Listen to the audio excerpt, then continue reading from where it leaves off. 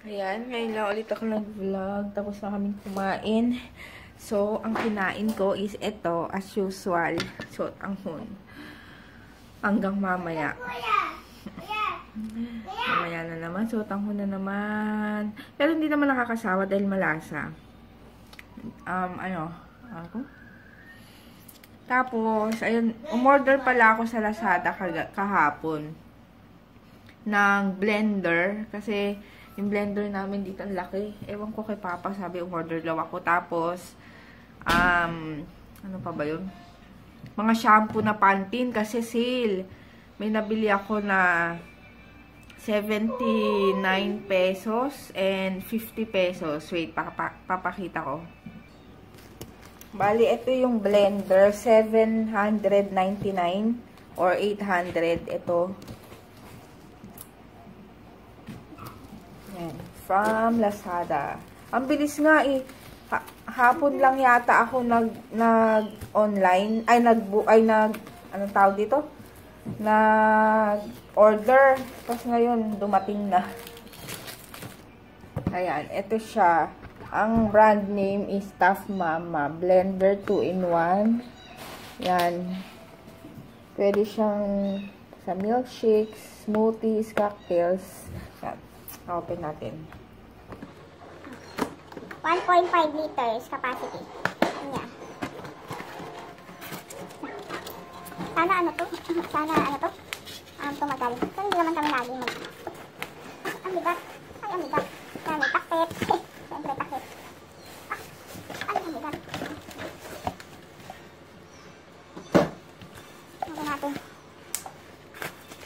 Let's open. Ayan, tapos may libre. Ay, may kasamang, ano ba to? Yung, ano bang tawag dito? Kaso? Ano yung tawag mo?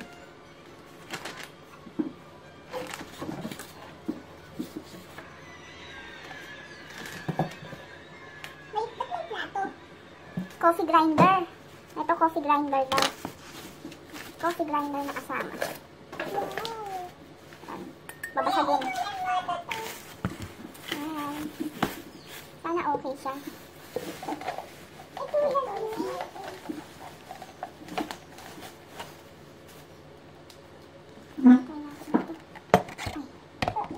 Pero parang yung ano niya is plastic na plastic lang.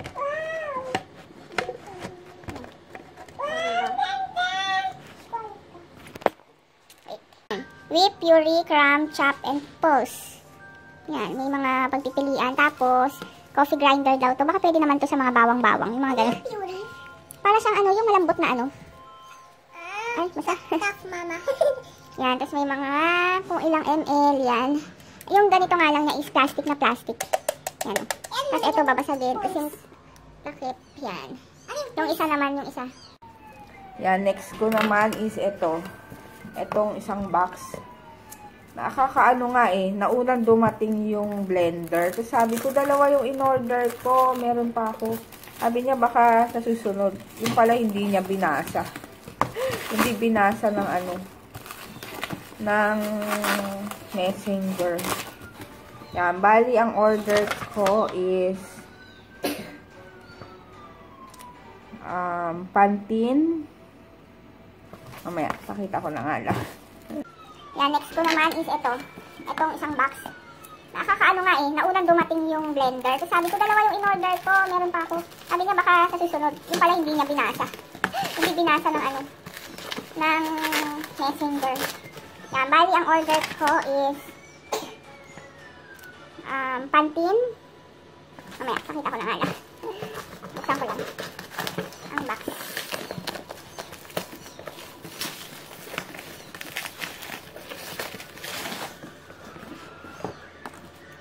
Pwede ko pang gamitin itong box na ito.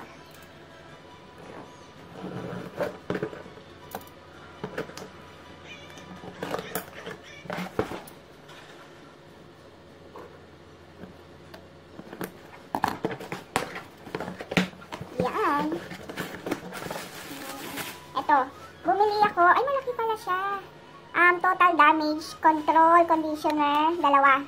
Bali, ang presyo nito is damage control. Asa na? 180 ml. Ayun, 70 pesos. 70 pesos tong isa. So, dalawa ang binili ko. Tapos, itong Miracle Color and Firm Lasting Conditioner. Yan, 70 din to. Tapos, itong dalawa, 40 pesos. Yan. Total Damage Care and Hair Fall Control. Oh, alam ko dalawa tong ano ah. Control Shampoo. Damage. Ito. And, itong Pantene Hair Fall Control Treatment. Yan. Bale, ano siya? Magkano ba to? 70 pesos. Ayan.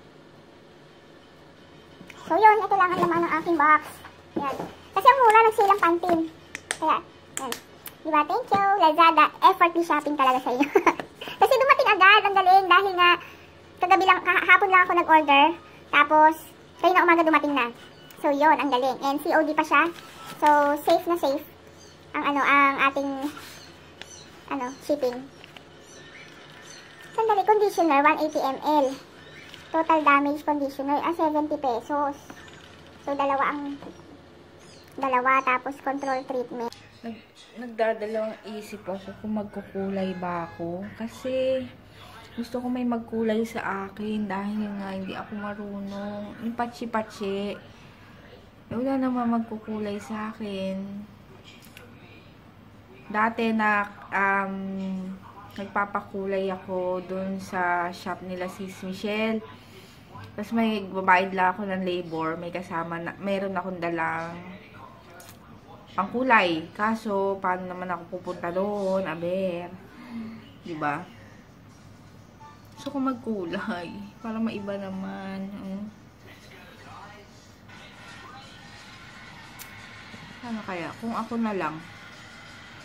Kaso baka hindi ko makulayan lahat, lalo na yung likod, yung loob. Tapos, mamaya pala meron na kaming kikitain sa gate ulit. Buyer na siya latte, so umulit na naman ulit sa pag-order ng Dio. Mamaya pa namang gabi, mga 6:30 yata. So, maglalakad ulit kami sa gate. Sana hindi umulan, kasi kanina lakas ng ulan. Pag ko na lang mag-isa. So, yun. Gusto kong itry itong mga Pantene products. Lalo na itong treatment. Hair fall treatment to eh. Alam niyo naman ako is yung buhok ko. Ano siya? Ano to? Malakas maglagas. Ayun. Tapos, itong, ang lalaki. Nakakatuwa ang lalaki. Bali, 80 pesos lang siya isa. Hindi ko alam magkano sa mall. Basta 80 pesos. Imposible 80 pesos din sa mall. Tapos, ito, yung maliit na size is 50 pesos. 70 ml. Pwede na siya. Yan ang bango. Ay! Papatimpla ng dide. Dide. So, yun lang. Hindi ko pa alam. Ay, gusto ko talaga magkulay. Wala naman ako mga friends banda dito, mga busy. Kaya, hindi ko mapuntahan. Ayun lang. Sige, later na lang. Ayan. May kikitain ako dun sa gate. And, ano to?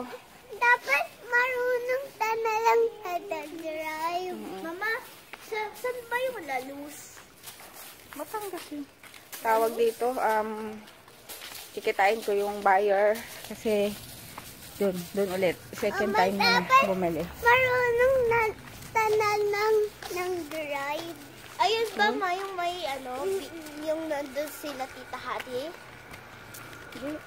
Ayun, basta later na lang, lalakad na lang muna kami. Ano magagawa na yung bahay dito? Lalakad na muna kaming malayo. Medyo madilim. May swimming pool ba yun, ma? Wala. Medyo madilim na kasi magsi 6:30 na. Exercise. Mainit dito, malamig. Ayan, malapit na kami sa gate. Kumukulog-kulog na. Sana huwag kami abutan ng ulan. Wala kaming payong. Yung susi, Jay. Nandito pala. Gulat ako. Nagulat ako. Ayan. Medyo malapit-lapit na. And kanina nasa Santa Lucia pa lang yung kikitain ko, pero hintay na lang namin dito kaysa magmadali.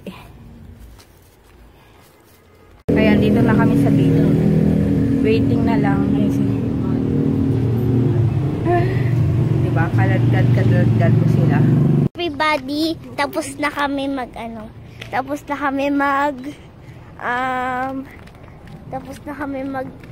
deliver ng ng Dio. Tapos uwi na kami. Si DM pagod na. Tsaka antok. Wawa. Si Mama wawa. Binubuhat si DM, malaki na siya. Ayang dilim. Oo. Ang pagod na daw kasi si DM kasi malayo. Tsaka natatakot siya sa kulog. Akala niya may mumu. Ayan na. Mamaya na lang kasi madilim tsaka malayo pa. Malapit na kami dun sa bahay. Pero si DM, pinicturan ko sila. Ayun, dilim!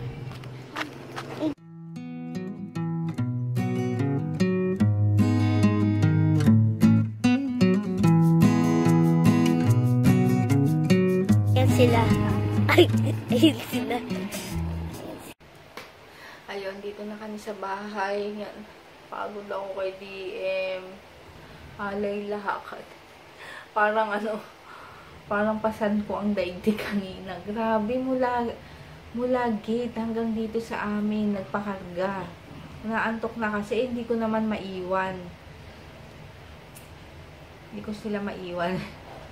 Basta, syempre, di ba, pag kahit alam mong walang mangyayari, na silang dalawa lang maiwan dito, maano pa rin yung utak ko. Alam mo yun, yung parang, ang dami kong iisipin na baka ganyan.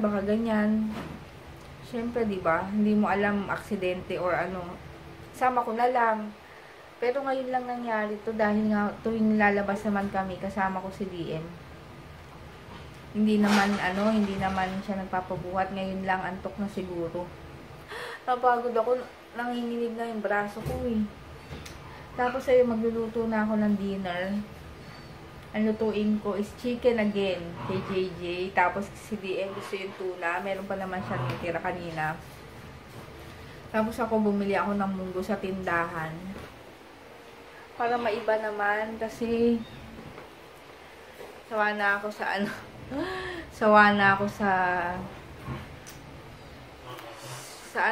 miswa. Pero masarap naman.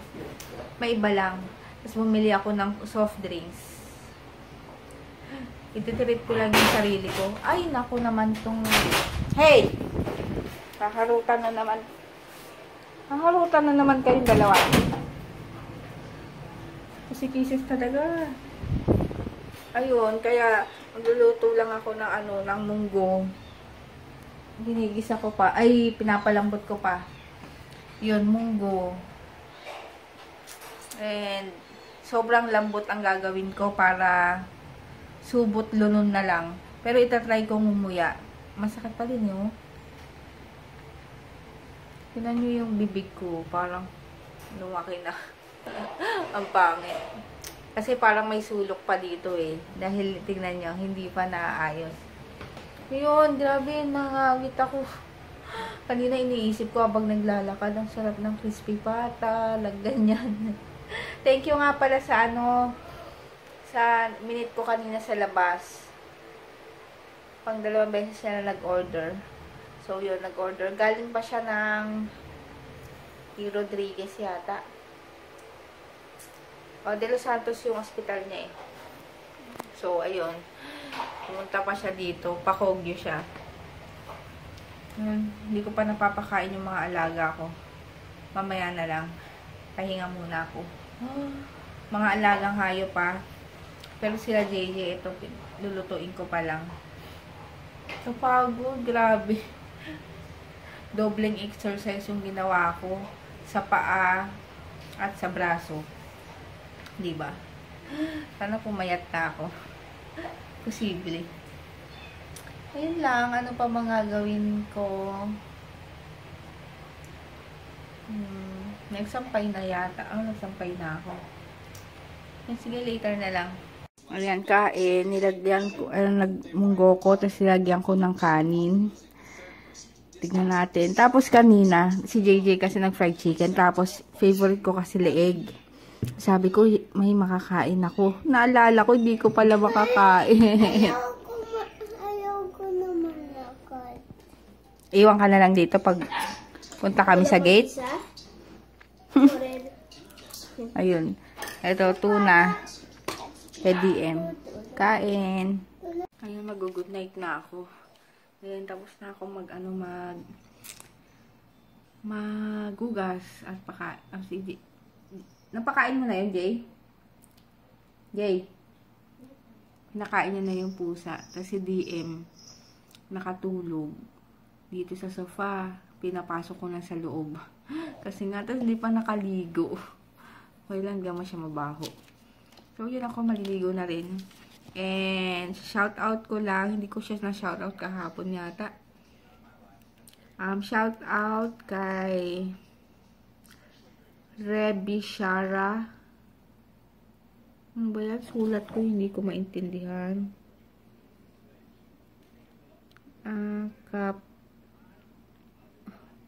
Hindi ko siya maintindihan. Capares.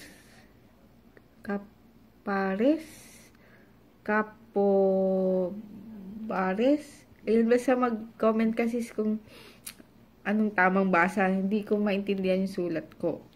And hi kay Mary Ann Punsalan, kay Honey Candela, sa baby niya na si Green Master Aviso. Ayun, ang cute ng name niya, Green Master.